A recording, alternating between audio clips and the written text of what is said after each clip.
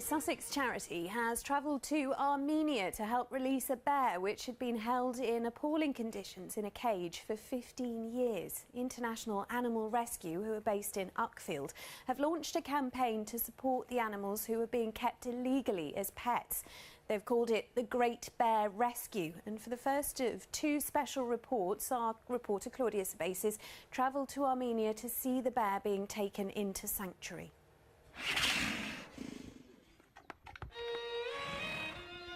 This is Ashon. Her name means girl with the beautiful eyes.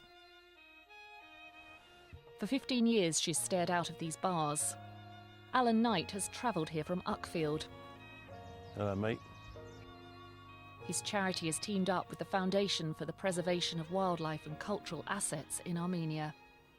Over the last few weeks we've had political change here. There's been a democratic uprising and there's a new Prime Minister and a new President, and the owner of this resort has actually phoned us last week to say that we can come and rescue the bear. So he's obviously seen the writing on the wall and he doesn't think he can keep it anymore. Ashon is anaesthetised. She'll be taken to the Wildlife Rescue Centre, high in the mountains.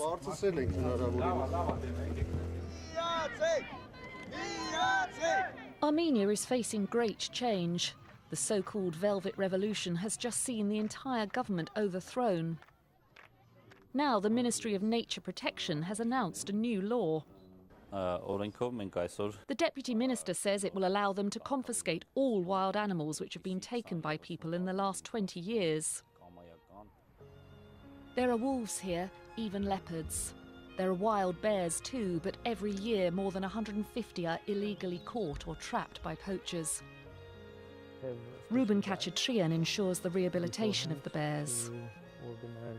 The uniqueness of this revolution was that it was a revolution about love and resilience and going back to our natural behavior as a culture, as a nation. This project actually it's a combination of conservation and animal welfare project. It's a unique one. It's not only just animal welfare, but it has a strong component also for conservation. This is Dasha last year, caged in squalor in a restaurant with her mate and very little food.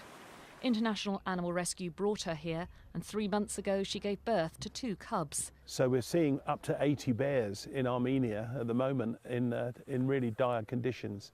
They don't have any exercise, they don't have the proper diet, and they live in really pigsties. So what we're doing is making it our business to actually work with a local group to rescue all of those bears, and the ones that can't be released will be kept in a sanctuary until they actually die, or if we can release them, we'll release them into places like this. So it's really exciting. These cubs are the future. They will be raised with the intention that this time next year they will be released back into the wild. Claudia Sabasis, BBC South East Today, Armenia. And tomorrow we will bring you Claudia's report on 2 older cubs who've just become the first bears ever to be released back into the wild in Armenia. The Uckfield-based team have helped to release a pair of 1-year-old cubs into the wild, the first time it's ever happened in Armenia. Our reporter Claudia Sabasis was there when they were released. This is the second of her exclusive reports. 3, 2, 1, 0. A brother and a sister, 1 year old and free. They look as though they can't believe their luck.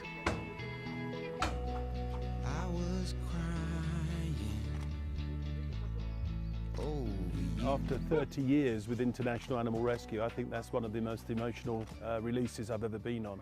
To see those little bears running out into the buttercups and going up into the mountains was unbelievable.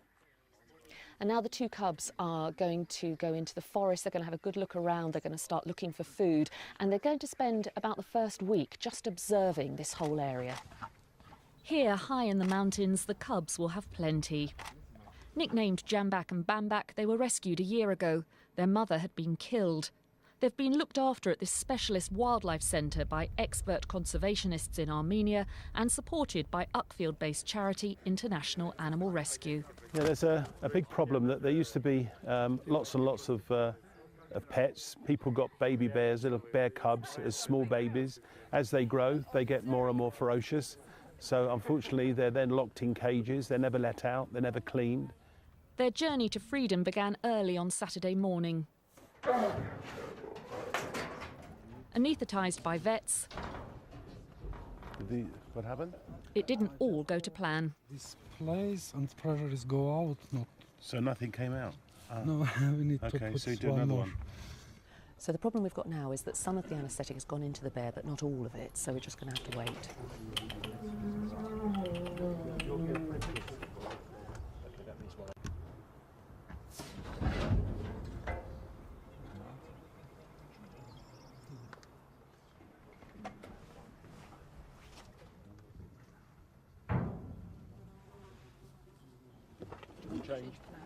Change of plan. The female cub had a specially made GPS collar attached which will track her movements via satellite. Next year it will automatically break off. It'll then be collected and given to the cubs born at the rescue centre so they can be released too. This is the best choice for them to live and to have their life without, unfortunately, without their mother. But with the GPS collar, we also can manage to understand the habitat where we're going to have the hibernation. The journey to the release site was long and high up in the mountains. The truck broke down at one point, but eventually we arrived in a field of buttercups. Well, the first of many for us, eh? I hope so, anyway. 2 more for next year. I feel so happy to have this friendship with the charity in Sussex. It gives us much opportunities also for future to have better conservation in Armenia. Today the first message was received from the collar. They are alive and they are deep in the forest. And with a final glance, they were gone. Claudia Sabezis, BBC South East Today, Armenia. That's just glorious, isn't it? Delightful, isn't it? Bless Look them. on their faces when they come out. Happy bears.